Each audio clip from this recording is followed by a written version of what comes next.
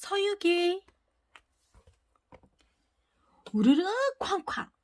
갑자기 동쪽에 있는 화가산에 천둥번개가 치더니 커다란 돌덩이가 툭 하고 튀어나왔어요. 그리고 그 속에서 원숭이 한 마리가 태어났지요. 화가산의 원숭이들은 이 원숭이를 돌원숭이라고 불렀어요. 돌원숭이는 매우 씩씩하고 용감했어요. 어느 날 돌원숭이는 커다란 폭포를 뚫고 들어가 그 속에서 아주 커다란 동굴을 발견했어요. 원숭이들이 모여 살기에 아주 좋은 것이었지요. 이 모습을 보고 화가산의 원숭이들이 말했어요. 용맹한 돌원숭이야, 우리들의 왕이 되어줘. 좋아, 그럼 우리 이 동굴에서 함께 살자. 왕이 된 돌원숭이는 원숭이의 동굴에서 하루하루 즐겁게 살았어요. 그러던 어느 날 문득 생각했지요. 영원히 늙지도 죽지도 않고 지금처럼 살 수 있는 방법은 없을까? 그래서 돌원숭이는 신기한 도수를 부린다는 신선 할아버지를 찾아갔어요. 신선 할아버지, 저를 제자로 삼아주세요. 돌에서 태어난 원숭이라. 좋다. 앞으로 열심히 배우거라. 신선 할아버지는 돌원숭이에게 손오공이라는 이름을 지어주었어요. 그리고 가나다라 마바사, 새로 변해라, 뿅! 다른 모습으로 변신하기, 아자차카타파하, 가짜 나와라, 후! 덜 뽑아 가짜 손오공 만들기, 둥둥구름아, 가자! 구름 타고 빠르게 날기 등 여러 가지 도수를 가르쳐 주었지요. 손오공은 도수를 배우고 원숭이 동굴로 돌아왔어요. 그리고 다시 왕이 되어 하고 싶은 것을 마음껏 하면서 지냈지요. 하지만 손오공의 욕심은 점점 더 커져만 갔어요. 도술로는 부족해.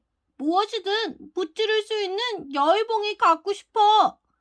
여의봉은 바닷속 용궁에 있는 쇠로 된 강한 무기였어요. 손오공은 바닷속 용궁으로 찾아가 큰 소리로 외쳤어요. 용왕은 당장 나와 이 손오공에게 여의봉을 내놓아라. 손오공의 이름을 들은 용왕은 깜짝 놀랐어요. 손오공이라면 그 용맹하고 무섭다는 돌원숭이 아닌가. 용왕은 손오공의 우렁찬 목소리에 벌벌 떨며 여의봉을 내주었어요. 여의봉은 정말 신기한 무기였어요. 여의봉아 커져라! 하면 여의봉이 하늘에 닿을 만큼 쭉쭉 늘어났어요.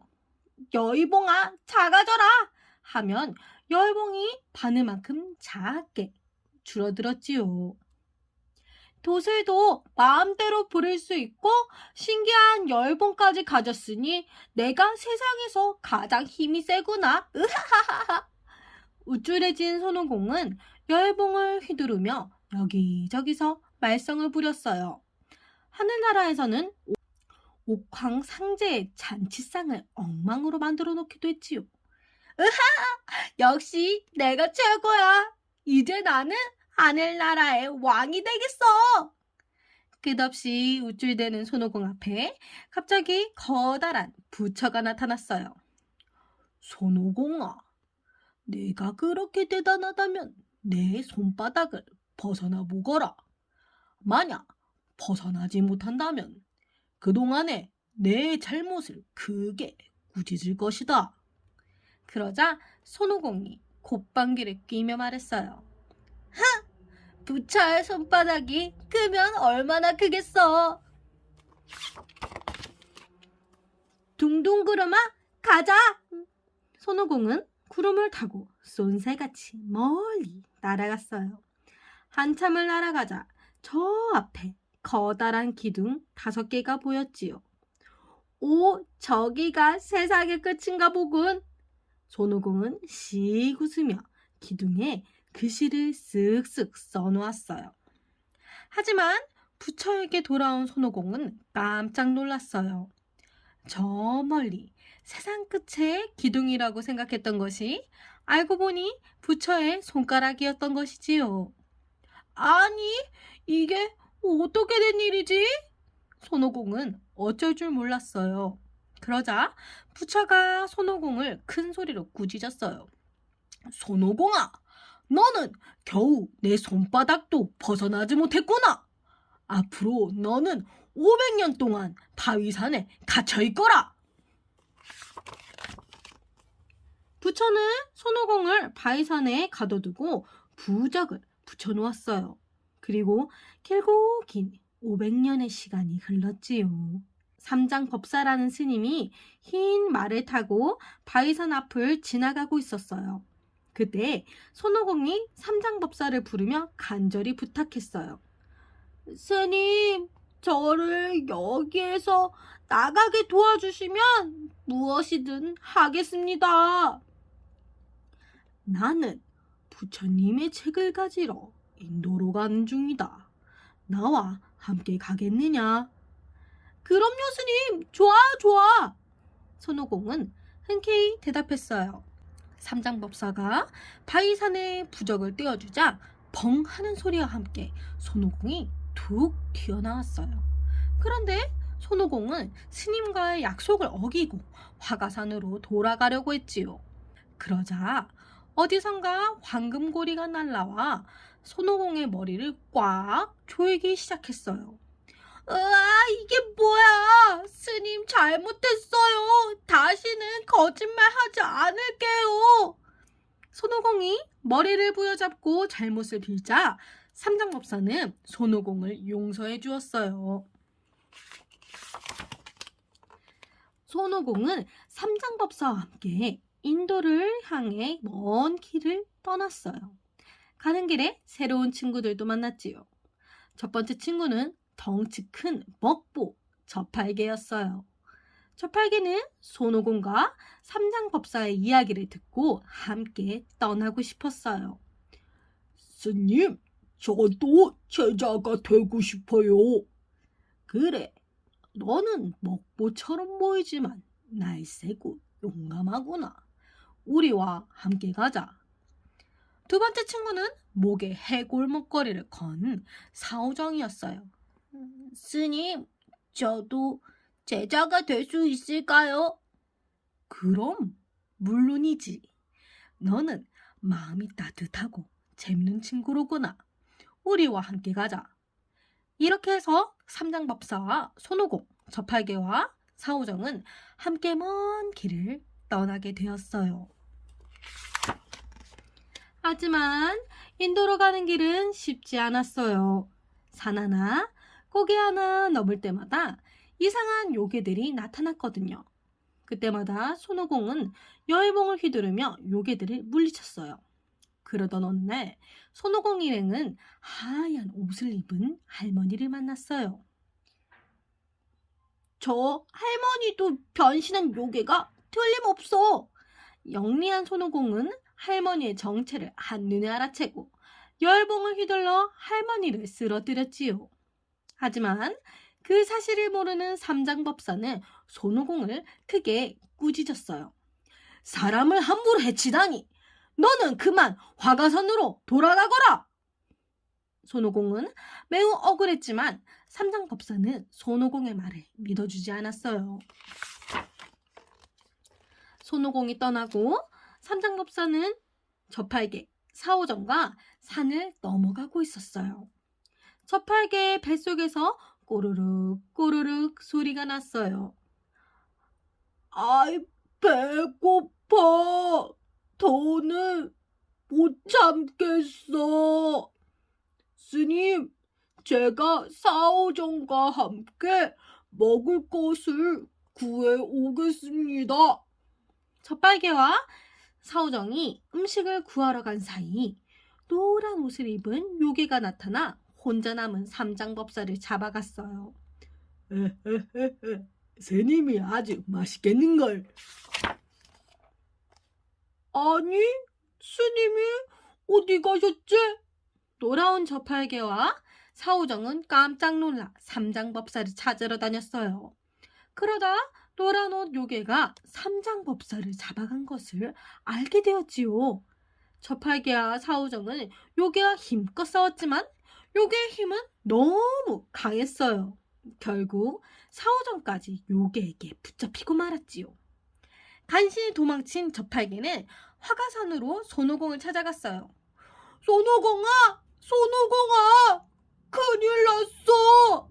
무서운 요괴가 스님과 사오정을 잡아갔어! 뭐라고? 어서 가봐야겠다! 손오공은 구름을 타고 요괴의 집으로 한달음에 날아갔어요. 가나다라마바사! 요괴의 아내로 변해라! 뿅! 손오공은 요괴의 아내의 모습으로 변신하고 요괴를 기다렸어요. 요괴가 술에 취해 집에 들어오자 아내 모습에 손오공이 말했어요. 요괴님, 저팔계가 저를 때리고 삼장법사를 구해갔어요. 뭐라고? 그 돼지 녀석을 가만두지 않겠다! 요괴는 매우 화가 났지만 아직 술이 깨지 않아 비틀거렸어요. 그때 손오공이 원래 모습으로 돌아와 열봉을 잽싸게 휘둘렀어요. 이 못된 요괴야! 혼 좀 나봐라! 에이! 우와! 요괴 살려! 손오공은 단숨에 요괴를 무찌르고 삼장법사와 사오정을 구해냈어요. 삼장법사는 다시마는 손오공에게 진심으로 사과했어요. 손오공아, 사오정에게 다 들었다. 너를 오해해서 미안하구나. 그렇게 해서 삼장법사와 세 제자는 다시 함께 길을 떠났어요. 어느 날 갑자기 하늘에서 커다란 산이 떨어져 손오공을 쿵 덮쳤어요. 으아, 이게 무슨 일이지? 산 밑에 깔린 손오공이 정신을 차려보니 금뿔 요괴와 은뿔 요괴가 삼장법사와 저팔계, 사오정을 잡아가고 있었지요. 당장 이 산 치우지 못해?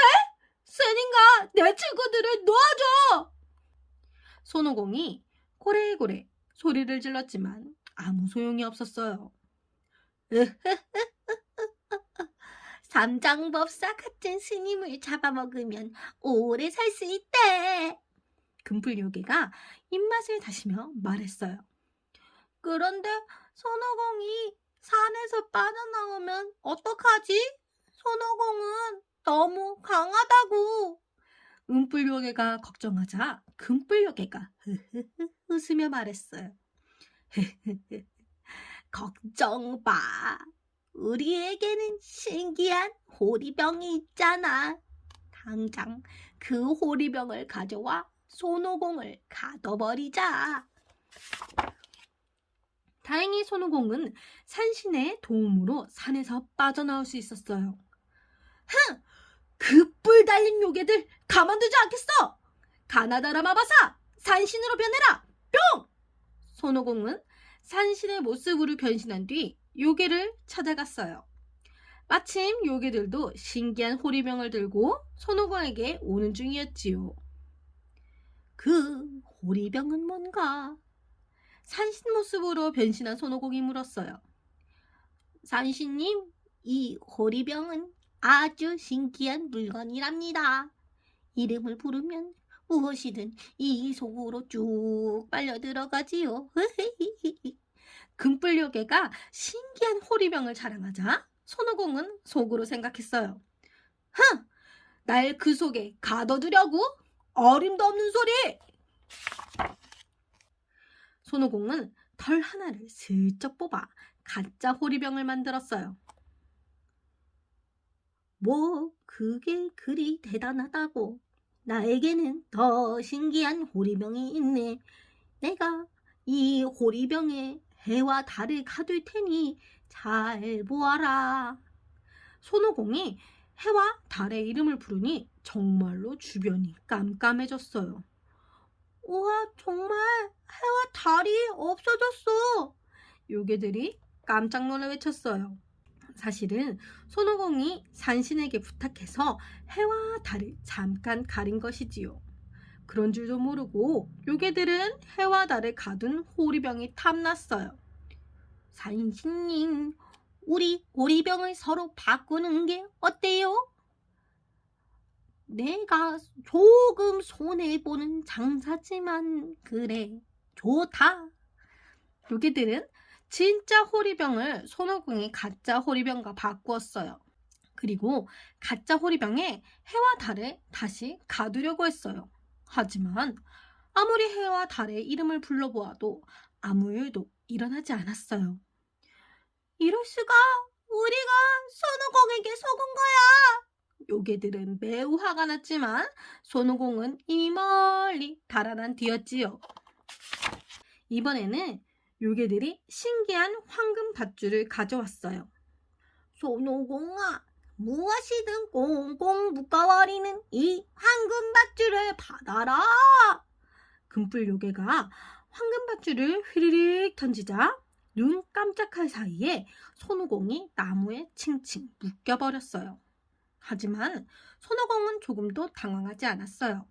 훗, 뭐 이 정도쯤이야.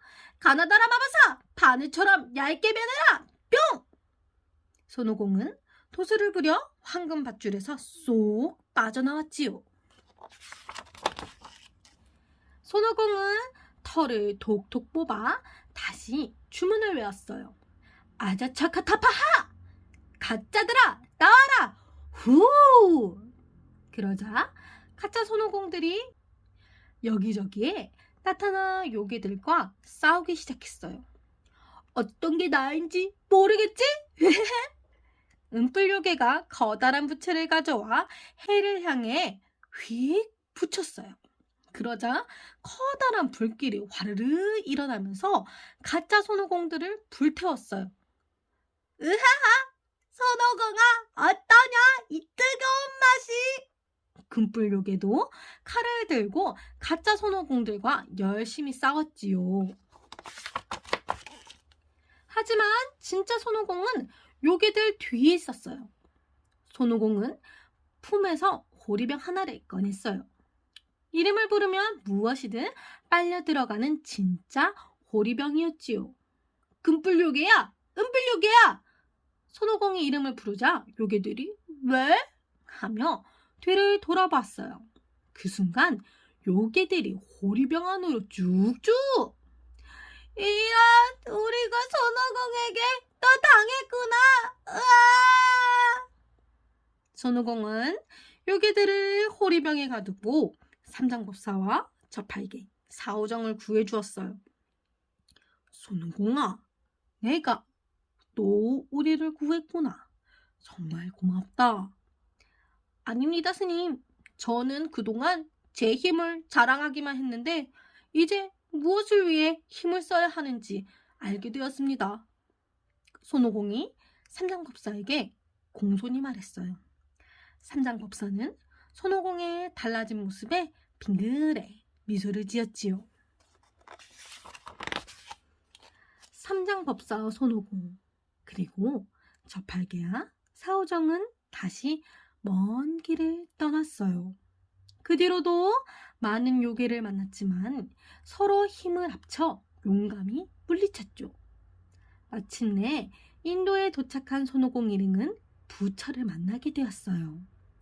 부처가 손오공 일행에게 책을 건네주며 말했지요. 손오공아, 내가 삼장법사를 도와 여기까지 잘 왔구나. 이 책은 사람들의 마음을 착하게 만들어줄 책이니라. 너희는 이 책을 가지고 돌아가 가르침을 널리 전하도록 해라. 네, 잘 알았습니다. 이렇게 해서 삼장법사와 손오공, 저팔계와 사오정은 부처의 가르침이 담긴 책을 가지고 다시 길을 떠났답니다.